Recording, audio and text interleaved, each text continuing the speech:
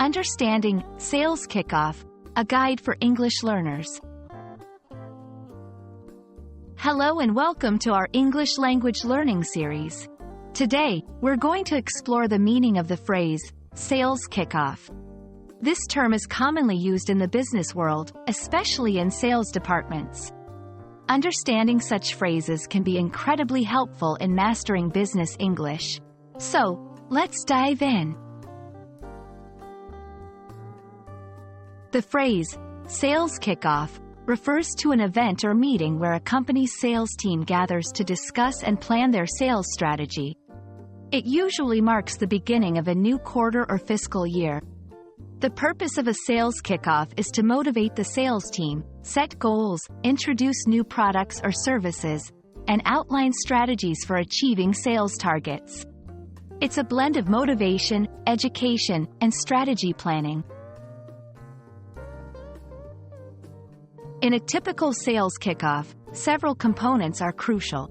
1. Motivational speeches. Leaders or motivational speakers encourage the sales team.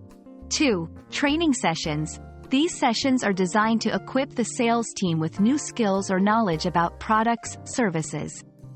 3. Goal setting. Setting clear, achievable goals for the upcoming period is a focal point. 4. Networking opportunities. Team members get a chance to interact, share experiences, and build professional relationships. Sales kickoffs are not just meetings.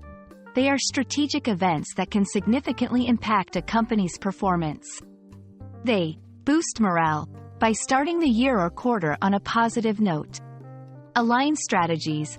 Ensure that everyone on the team is on the same page. Introduce innovations.